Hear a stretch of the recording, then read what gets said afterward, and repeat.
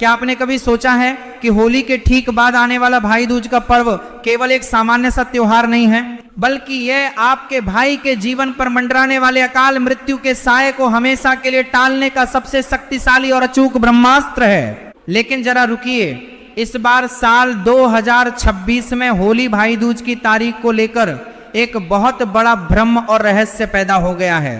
कुछ लोग पूरे विश्वास के साथ कह रहे हैं कि ये 4 मार्च को मनाया जाएगा, तो वहीं कुछ लोग 5 मार्च का दावा कर रहे हैं। अगर आपने इस भ्रम में पड़कर गलत दिन या गलत मुहूर्त में अपने भाई के माथे पर तिलक लगा दिया, तो ये रक्षा का कवच बनने के बजाय आपके भाई के जीवन में एक विनाशकारी ऊर्जा का संचार कर सकता है। और उससे भी ज्यादा खौफनाक बात यह है कि अनजाने में ही सही, बहनें तिलक करते समय 3 ऐसी भयंकर गलतियां कर बैठती हैं जो भाई की तरक्की के हर रास्ते को हमेशा के लिए बंद कर देती हैं और उसके जीवन में एक के बाद एक दुर्भाग्य ले आती हैं। आज हम उन्हीं छिपी हुई गलतियों से पर्दा उठाने वाले हैं, जिनमें से तीसरी गलती तो इतनी खतरनाक है कि वह सीधे तौर पर मृत्यु के देवता यमराज को भयंकर रूप से क्रोधित कर सकती है। इसलिए मेरी हर एक बात को बहुत ही ध्यान से सुनते रहिए और एक भी शब्द को नजरअंदाज मत कीजिएगा। सबसे पहले हमें यह समझना होगा कि होली के तुरंत बाद आने वाले इस भाई दूज का असली रहस्य क्या है, जिसे चैत्र मास का द्वितीया पर्व भी कहा जाता है। दिवाली के बाद आने वाले भाई दूज के बारे में तो सब जानते हैं, लेकिन होली के बाद वाला ये पर्व एक बहुत ही गहरा तांत्रिक और आध्यात्मिक महत्व रखता है। जब होलिका दहन की अग्नि ठंडी होती है तो ब्रह्मांड में एक विशेष प्रकार की ऊर्जा का संचार होता है। ये ऊर्जा नकारात्मकता को भस्म करके एक नई शुरुआत का प्रतीक होती है। इस समय जब एक बहन अपने भाई के माथे पर तिलक लगाती है तो वह केवल एक रंग नहीं लगा रही होती, बल्कि वह अपने आज्ञा चक्र से अपने भाई के आज्ञा चक्र तक एक दिव्य ऊर्जा का हस्तांतरण कर रही होती है। यह ऊर्जा भाई के चारों ओर एक ऐसा अदृश्य सुरक्षा घेरा बना देती है जिसे कोई भी बुरी नजर, कोई भी तंत्र मंत्र या कोई भी दुर्घटना आसानी से नहीं भेद सकती। लेकिन यह सुरक्षा घेरा तभी काम करता है जब समय और नियम दोनों का पूरी तरह से पालन किया जाए। अगर समय ही गलत चुन लिया गया तो सारी ऊर्जा उल्टी दिशा में बहने लगती है।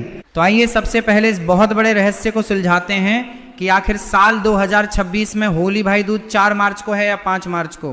हिंदू पंचांग और वैदिक ज्योतिष की गणनाओं के अनुसार किसी भी पर्व की शुद्धता उसकी तिथि और उदया तिथि पर निर्भर करती है।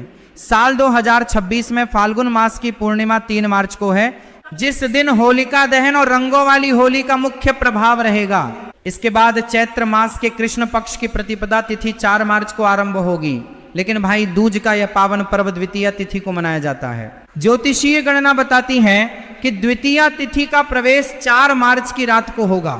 सनातन धर्म के सबसे प्राचीन और प्रामाणिक ग्रंथों के अनुसार जो तिथि सूर्योदय के समय मौजूद होती है उसी का प्रभाव पूरे दिन तक मान्य होता है। इसे उदया तिथि का सिद्धांत कहते हैं। चूंकि द्वितीया तिथि की उदया तिथि 5 मार्च की सुबह को प्राप्त हो रही है, इसलिए बिना किसी शक या संदेह के साल 2026 में होली भाई दूज का यह महापर्व 5 मार्च को ही मनाया जाएगा। 4 मार्च को तिलक करना शास्त्रों के विरुद्ध होगा और उसका कोई भी शुभ फल आपके भाई को प्राप्त नहीं होगा। इसलिए अपने मन में यह बात अच्छी तरह से बिठा लीजिए कि आपको 5 मार्च के दिन ही यह अनुष्ठान करना है। अब जब आपको सही तारीख का ज्ञान हो गया है तो सबसे रहस्यमय कथा की ओर चलते हैं जो इस त्योहार की नींव है। इस कथा में ही उन 3 भयंकर गलतियों का रहस्य छिपा है जो बहनें अक्सर कर बैठती हैं। पुराणों में बताया गया है कि सूर्य देव की पत्नी छाया की कोख से यमराज और यमुना का जन्म हुआ था।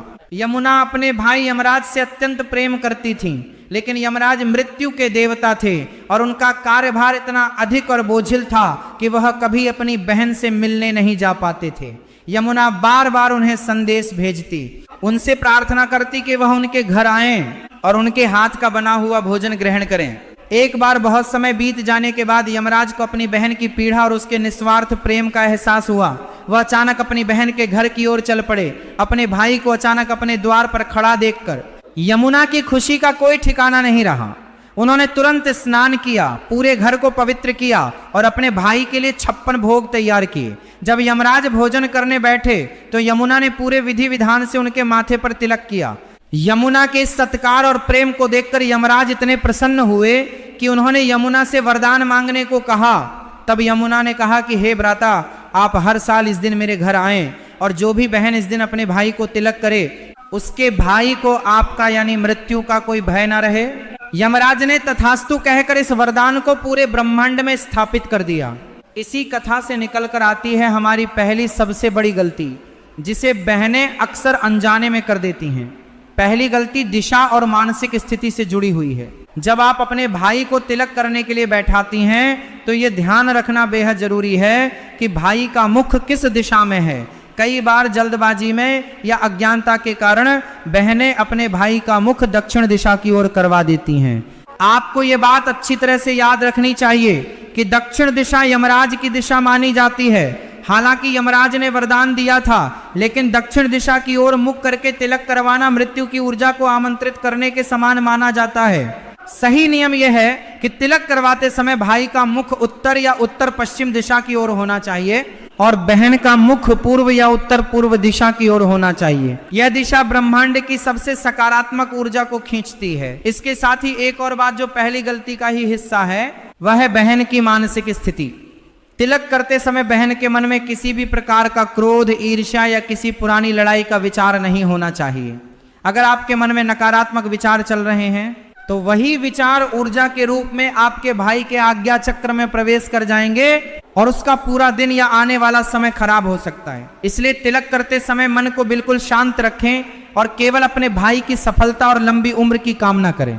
अब हम उस रहस्य की ओर बढ़ते हैं जिसका इंतजार आप कर रहे थे। दूसरी गलती पूजा की थाली और उसमें रखे गए सामान से जुड़ी है। क्या आपने कभी ध्यान दिया है कि आपकी पूजा की थाली में जो अक्षत यानी चावल रखे होते हैं वह कैसे हैं? अक्षत का अर्थ ही होता है जिसका क्षय न हुआ हो, यानी जो टूटा हुआ न हो। कई बार बहनें घर के सामान्य चावलों को ही रोली में मिलाकर तिलक के लिए रख लेती हैं, जिनमें से बहुत से चावल टूटे हुए यानी खंडित होते हैं। शास्त्रों में खंडित चावल का प्रयोग किसी भी शुभ कार्य या देवी देवता के अनुष्ठान में वर्जित माना गया है। जब आप टूटे हुए चावलों से अपने भाई के माथे पर तिलक करती हैं तो ये उसके जीवन में आने वाली सफलता को खंडित कर देता है। उसके बनते हुए काम बिगड़ने लगते हैं और धन की हानि होने लगती है। इसलिए थाली सजाते समय एक एक चावल को चुनकर साबुत चावल ही रखें। इसके अलावा रोली को घोलने के लिए हमेशा गंगा जल या साफ शुद्ध जल का ही प्रयोग करें। कभी भी झूठे या अशुद्ध जल का उपयोग न करें। आपकी थाली में एक शुद्ध घी का दीपक, कुछ मीठा और सूखे मेवे अवश्य होने चाहिए। जब दीपक जलाएं तो उसे इस भावना के साथ जलाएं कि ये अग्नि आपके भाई के जीवन के सारे अंधकार को मिटा देगी। इस बीच आपको 5 मार्च 2026 के उस सबसे शक्तिशाली और शुभ मुहूर्त के बारे में भी जान लेना चाहिए जिसमें ब्रह्मांड की ऊर्जा अपने चरम पर होगी। 5 मार्च को सुबह के समय जब सूर्य की किरणें पृथ्वी पर अपनी नई ऊर्जा बिखेर रही होंगी, वह समय तिलक के लिए सर्वोत्तम रहेगा। आपको सुबह लगभग 9:30 से लेकर दोपहर 12:45 के बीच अपने भाई को तिलक कर देना चाहिए। यह वह समय है जब राहु काल का कोई साया नहीं होगा और ग्रह नक्षत्र भाई बहन के इस पवित्र बंधन को मजबूत करने के लिए सबसे अनुकूल स्थिति में होंगे। यदि किसी कारणवश आप सुबह तिलक नहीं कर पाती हैं तो दोपहर के समय गोधूली बेला से पहले एक और छोटा मुहूर्त आपको प्राप्त होगा, लेकिन प्रयास यही करें कि सुबह के इस मुख्य मुहूर्त में ही यह शुभ कार्य संपन्न हो जाए। समय का यह चक्र बहुत ही सूक्ष्म होता है, इसलिए इसे गंभीरता से लेना आवश्यक है। अब समय आ गया है उस तीसरी और सबसे खौफनाक गलती को उजागर करने का, जिसके बारे में मैंने आपको शुरुआत में चेतावनी दी थी। ये गलती इतनी गंभीर है कि ये पूरे किए कराए पर पानी फेर सकती है और भाई के जीवन में एक ऐसा अंधकार ला सकती है जिससे निकलना बहुत मुश्किल हो जाता है। यह गलती है काले कपड़ों का प्रयोग और तिलक से पहले भोजन ग्रहण कर लेना। कई बार फैशन या आधुनिकता के नाम पर बहनें या भाई काले रंग के कपड़े पहनकर इस अनुष्ठान में बैठ जाते हैं। वैदिक तंत्र और ऊर्जा विज्ञान के अनुसार काला रंग सभी प्रकार की ऊर्जाओं को सोख लेता है, जिसमें शुभ ऊर्जाएं भी शामिल होती हैं। जब आप काले कपड़े पहनकर तिलक करती हैं तो आपके द्वारा दी जा रही सकारात्मक ऊर्जा उस काले रंग में समा जाती है और भाई तक पहुंच ही नहीं पाती। इसके विपरीत यह राहु और शनि की नकारात्मक ऊर्जा को आकर्षित कर सकता है। हमेशा लाल, पीले, गुलाबी, हरे या केसरिया रंग के वस्त्रों का ही चयन करें। ये रंग बृहस्पति, मंगल और सूर्य की शुभता को बढ़ाते हैं। इसके साथ ही तीसरी गलती का दूसरा और सबसे विनाशकारी पहलू यह है कि बहन का तिलक से पहले ही अन्न या जल ग्रहण कर लेना। यमुना जी ने जब यमराज को आमंत्रित किया था तो उन्होंने तब तक अन्न जल ग्रहण नहीं किया था जब तक कि उन्होंने अपने भाई को तिलक करके भोजन नहीं करा दिया। यह एक व्रत है, एक तपस्या है जो बहन अपने भाई के लिए करती है। जब एक बहन भूखे प्यासे रहकर पूरी श्रद्धा के साथ अपने भाई के माथे पर तिलक लगाती है तो उसके पेट की अग्नि और उसकी तपस्या की ऊर्जा मिलकर एक ऐसा शक्तिशाली आशीर्वाद उत्पन्न करती है जो यमराज के पाश को भी काट सकता है। अगर आप तिलक से पहले ही भोजन कर लेती हैं तो वह तपस्या भंग हो जाती है और वह दिव्य ऊर्जा पैदा ही नहीं हो पाती। इसलिए जब तक आप अपने भाई को तिलक न कर दें, उसकी आरती न उतार लें और उसे अपने हाथों से मिठाई न खिला दें, तब तक आपको उपवास रखना चाहिए। हाँ, अगर आप बीमार हैं या कोई मजबूरी है तो बात अलग है, क्योंकि भगवान भाव के भूखे होते हैं। लेकिन यदि आप स्वस्थ हैं तो इस नियम को तोड़ने की गलती बिल्कुल न करें। होली भाई दूज का यह पर्व सिर्फ एक रस्म अदायगी नहीं है, बल्कि यह दो आत्माओं के बीच के उस पवित्र बंधन का उत्सव है जो जन्मों जन्मों तक जुड़ा रहता है। जब आप इन सभी नियमों का पालन करते हुए बिना कोई गलती किए अपने भाई के माथे पर कुमकुम और साबुत चावल का तिलक सजाती हैं तो यकीन मानिए ब्रह्मांड की कोई भी बुरी शक्ति आपके भाई का बाल भी बांका नहीं कर सकती। उसके जीवन से हर प्रकार का क्लेश और दरिद्रता दूर हो जाती है। आपको अपने भाई की कलाई पर एक लाल कलावा भी अवश्य बांधना चाहिए, क्योंकि यह कलावा तीन शक्तियों ब्रह्मा, विष्णु और महेश का प्रतीक होता है जो हर दिशा से उसकी रक्षा करता है। जब आप मिठाई खिलाएं तो मन में ये प्रार्थना करें कि आपके भाई के जीवन में भी इस मिठाई जैसी मिठास हमेशा बनी रहे, दोनों के बीच कभी कोई कड़ुवाहट न आए और हमेशा एक दूसरे के सुख दुख में साथ खड़े रहें। इस ब्रह्मांड में ऊर्जाओं का खेल बहुत ही अद्भुत है। जो हम देते हैं वही कई गुना होकर हमारे पास लौटता है। जब एक बहन अपने पूरे मन से बिना किसी स्वार्थ के अपने भाई को आशीर्वाद देती है तो बदले में प्रकृति उस बहन को भी सौभाग्य और अखंड सुख प्रदान करती है।